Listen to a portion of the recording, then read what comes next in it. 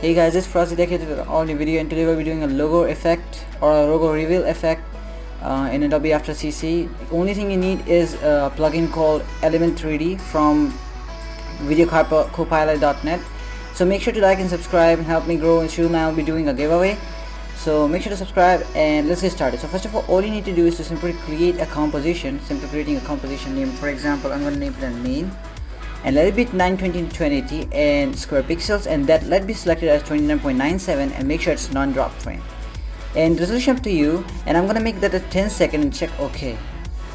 And so the next thing I'm gonna do is to simply go, and the first thing you want to do is to, if you're having an Adobe Illustrator, you can simply generate a logo for yourself by creating. I have one here, and in case I'm going to be showing you how you can do that, but I'll be doing it for that only, not using any third party. So if you're not having Illustrator, don't mind, it doesn't matter. Just simply click on text layer and simplify text here.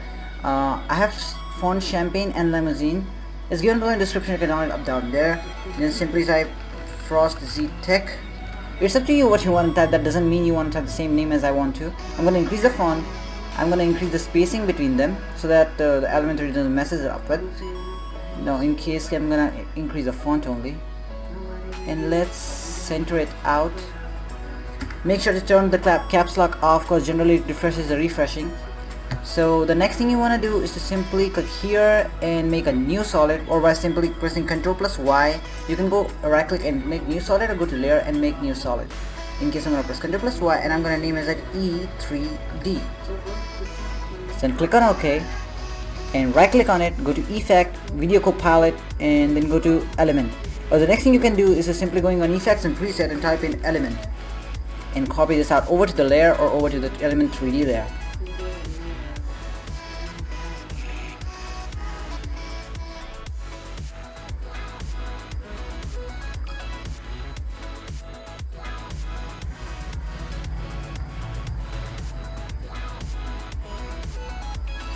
Okay, so when Element 3D layer is placed off, all you need to do is to click on the text and remove it.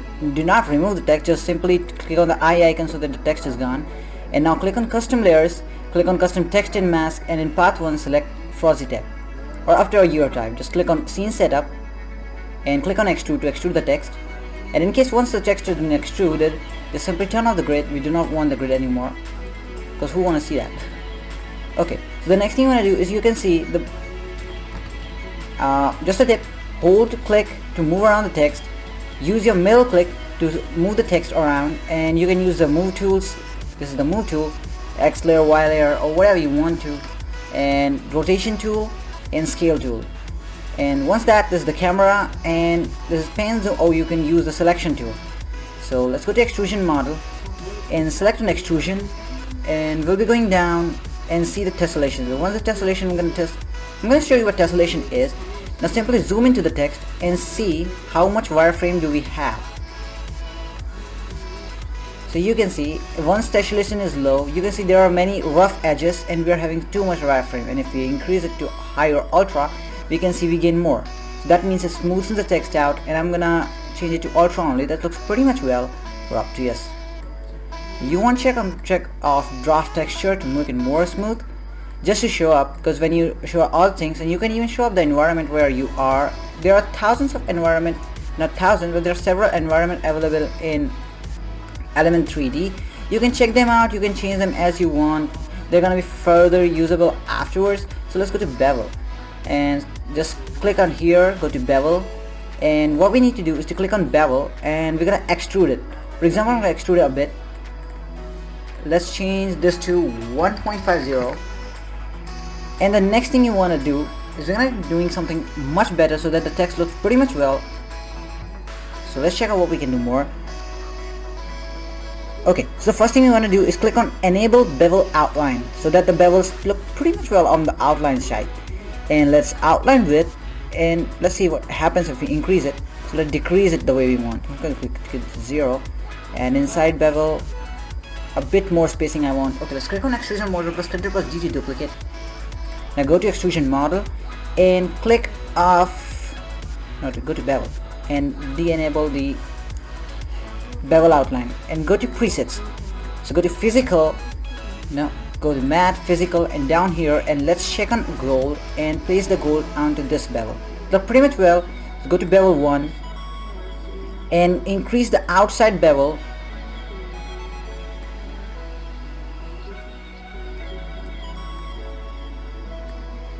and use the go first one. Come back and a bit with the Z axis like this, and let's see what more we can do. Something kind of like so, or we're gonna control plus D this again and use this extrusion model and get it a bit more outside.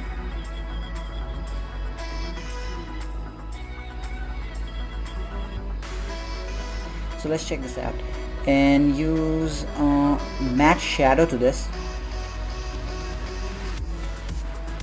Nah, matte shadow doesn't look good, so let's check this. Okay, that's pretty much well. And go here, we're gonna go to bevel and increase the expand edges, and now finish it up to the extent we want, something kind of like this. So that's pretty much well, and increase the expand edges a bit more like this. Okay, now go back to bevel 1 and expand edges the same way. Come back. Okay, so the text looks pretty much well, and if you want to see original how text look like, you can still enable AO, but remember enabling AO is gonna use a lot of processor and RAM. So that's gonna show how your text look like if you have something around. So let's make a background for this. Come back, and the next thing you want to do is just simply click on outside anywhere and going to create and select a plane. Okay, so plane is done, and so let's rotate it. Use the rotation tool and choose the plane model, default plane model, and let's see what changes up. So here's the orientation. I'm going to change the orientation to 270 degrees and go to size XY and make them 15 by 15. Oops, you got 100%. That's going to take out a lot of things. Just 15. Okay, come back. Oh man, that's really pretty much all. So I'm going to change that to 10 by 10. Okay, so 10 by 10 looks pretty much well. Let's get something on background of it, and for example, is it matte plastic matte? Okay, so the plastic matte looks pretty much well, and when we click on show AO, we can see how our text really renders, but you can see it's got a serious problem and performance issue. I'm gonna turn off AO for now. We're gonna be turning on enable. So let's click on turn on environment.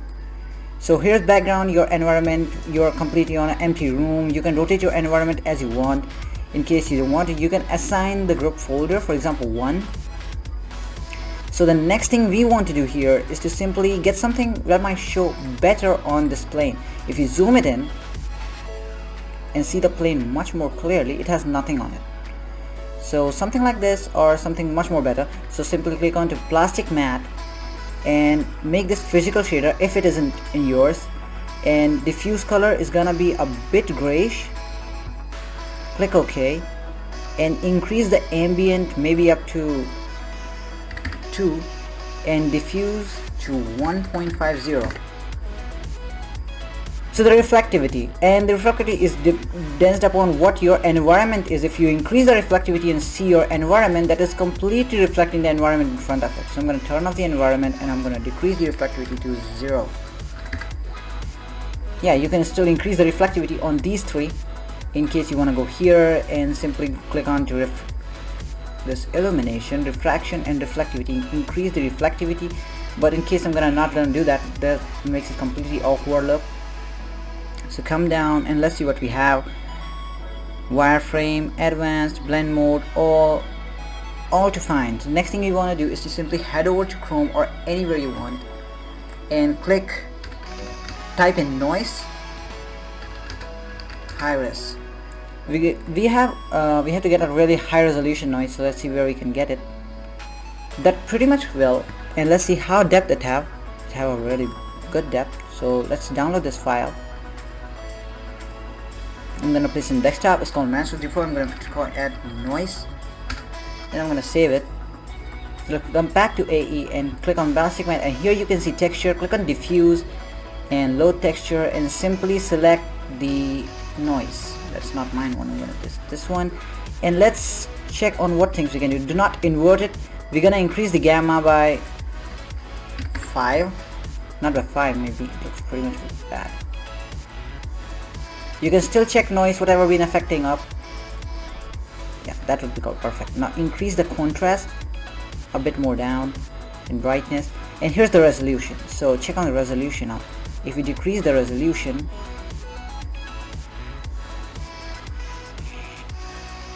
that's gonna look perfect. And let's click on it and let's zoom in. You can see there's something of it, but still we can check it out at like more and increasing the decreasing, or maybe the glossiness. Check on the glossiness. Do not increase the glossiness, that's gonna show whole background of it, so we do not want much. That's gonna cause a glass like effect. If you want a glass, you can still get it here. They also have glass on it, but in case you apply it, that pretty much doesn't look too sunny. So I'm going to Control Z and let it be the way it is. Okay, so this looks pretty much well, and let's see how much depth we have got in it. So let's go back, simply click on OK. And sometimes when things doesn't show up here, all you need to do is right click here and create a new camera. And this will be move camera, say tell move cam, and this is gonna be about 28 mm, and click OK. Now use the camera orbit camera tool and move it around a bit, and that's gonna do the work maybe.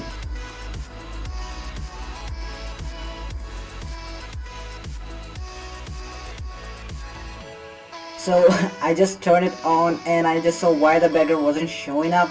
I simply done a ton of things, but that doesn't work out, and what really happened is I gone back to E3D, and you can see going back to E3D, and simply I just turned on the environment here. Let me turn it off for a while. Not utilities. I'm going to go to render settings and physical environment and turn off show in BG. What really happened here is I didn't assign it to a group. Something like this, and I turned the group off. So let's make it group 1, and let's check this again. There it is. Maybe I got too much back, so let's use the Z tool to get it on. Now this is the background or the foreground? I cannot find either. Okay, so this is the foreground. Okay, so let's zoom in more. Something like this. Okay, so what I can see here is the background isn't looking much good, or do not have a shine on it. If in case I turn the AO on, for example, do not mind to change AO, but in case I'm going to change the background of the environment, not the background, but the background of this plane. So let's go back to Plastic Man and let's see what we can get here. For example, if I try out metal diffused, plastic matte. So let's check on what we can do in plastic matte. Go to diffuse color and make it a bit grayish so that suits it with something like maybe a more blackish would like. Okay, so increase the diffuse, increase the reflectivity, something up to 17 or something, which works pretty much well. 9 or something. Okay, that looks pretty much good. And click on OK. And that's it. Now the next thing we want to do is to simply click get lighting on it. So right click here, go to new and go to light, and let's make it a point or maybe a ambient, and the color is 100% white. We're going to increase it. Okay, so let's take it as ambient light. Okay, so let's click on OK, and that's gonna do the work for a little while, and maybe that's gonna make a pretty much a shine of it. And there's our ambient light. You can still check out it simply on ambient. Maybe moving around the camera with pan and zoom, or you can still get off. So go to camera Z and you can still zoom in and check how much we have got. The text looks pretty much well. And okay, so the next thing we want to do is to simply zoom out and adjust the camera the way we want it to. Like this much be enough, and you can use C again and again to switch between tools and cameras. And let's switch it up, mate. So use the selection tool and go to E3D, and down here we want to mess around things and see how this look like. So let's go to render settings And in physical environment, you can turn on exposure. First click on simply on background or something, and turning up the exposure of the background as much as you want. In case I'm going to turn it to 1.35 would be enough. So we do not want it to show in background anymore, but it will still be affecting. So let's the best one, go to ambient occlusion and click on enable AO. So it won't show up like this. If you zoom in, they're gonna show up something. If you zoom in into the text, you see the text looks pretty much well. So let's move with the XY tool, and okay. So instead, if you want to go and simply doing this all sampling, multi-sampling, if your GPU supports, you can still turn on multi-sampling, and you can increase the numbers of samples so that it renders much quickly and much faster. But in case, I'm going to simply click on quality, and I'm going to make it as medium. Do not turn it to high or ultra. If your PC is really high spec, then you can go for it. In case, I'm going to turn it to medium. So if it goes something like this, simply move it a bit around, and that's going to work for all that. So the next thing you want to do is to go to motion blur. You can still use comp setting and motion blur samples for something like 6 or maybe like 8 or something. That's gonna work if your camera is moving. So we'll be doing something of that also. So let's go to depth of field. In case you're fixing up things around, you can simply turn this render mode to preview or draft in case you don't want some issues with it. Or maybe preview would be enough for it to show again and again. That's gonna not cause any performance issue. And once you're done completely, then simply switch on to full render. So in case maybe depth of field and makes it calm and pixel blur, make sure I'm gonna increase it, but won't depend on it or won't change anything on it. So the only thing you need to do is how you can enable depth of field is using the camera.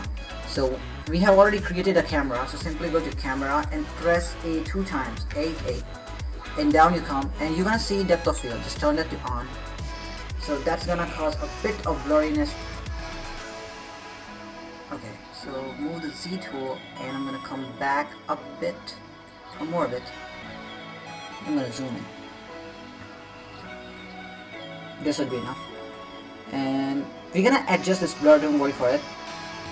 So the next thing I'm gonna do is I simply just wanna check again if I did it perfectly. So let's get it on full render, and that's all we need to do here.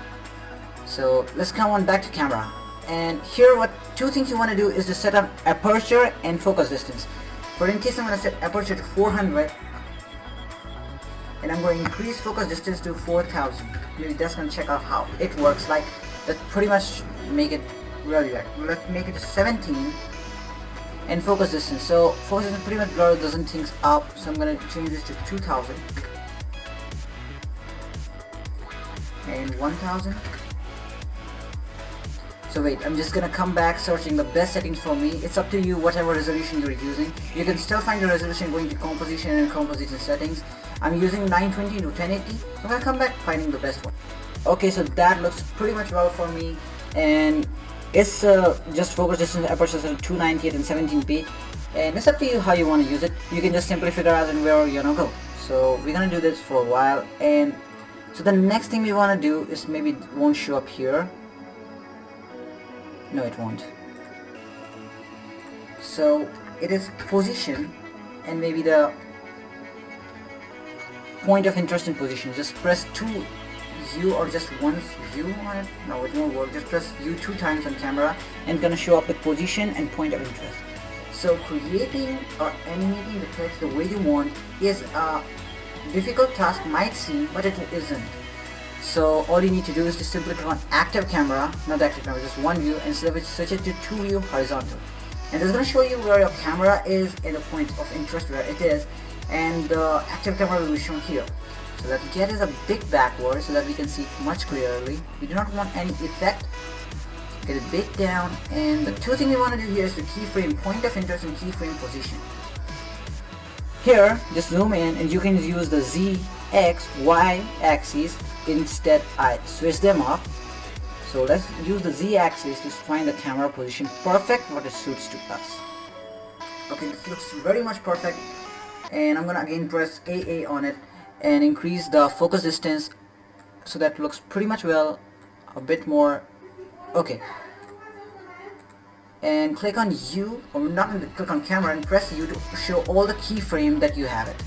So maybe I'm gonna come up to 5 seconds, and on 5 seconds I want my camera, maybe not like this, press Ctrl plus Z to get back, and I want my camera to be exactly in the center of the way, half centered. I'm gonna move the point of interest. The point of interest will be keyframe either if you have checked on it. Now let's center the camera again, and the point of interest is center, maybe something like this. Zoom, oops. Use the Z axis to zoom in, use the X axis to move around, and center the camera. Somewhat like this would be enough. And that's gonna record the keyframe for now. And let's go up to all over to 10 seconds. Use the camera tool and hover it to maybe something position you wanted to make this show your text. And there are thousands of things you can figure around. There are many other things you can do. Simply the next step would be selecting these two keyframes. Pressing F9 would be switching them to easy ease. You can do it by simply right clicking, go to keyframe assistance and click on easy ease. And I'm going to zoom it a bit in the 10 seconds keyframe. And so that's it.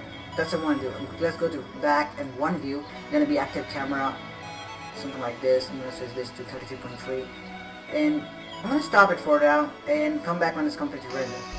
So the video is completely rendered. You see it's working perfectly. In case I just messed up with the camera and maybe moving the camera around here, maybe to 5 seconds, moving the camera back. So there are thousands of things you can experiment around, like making a point light or something and parenting it to back one. So for example, you're gonna see it on how the previous one was.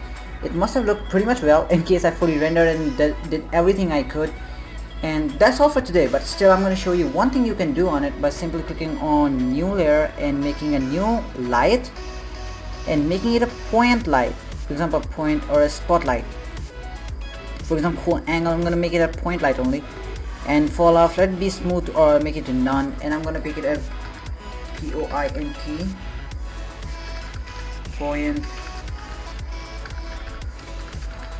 point light, checking on OK and making it back to 2 view horizontal. And here's your point light and here is your camera.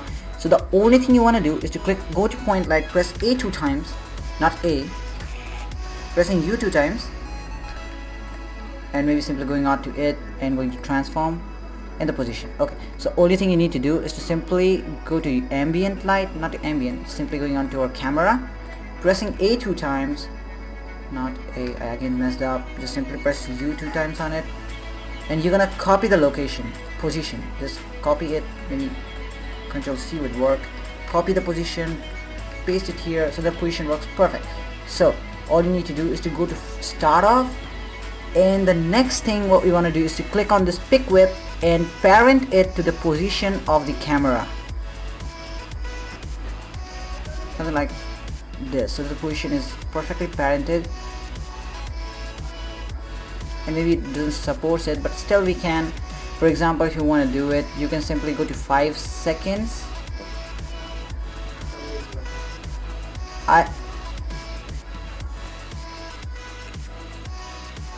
Point light and clicking on a keyframe on it. For example, like I'm going to turn the keyframe, I'm going to turn the keyframe on and going up to 5 seconds.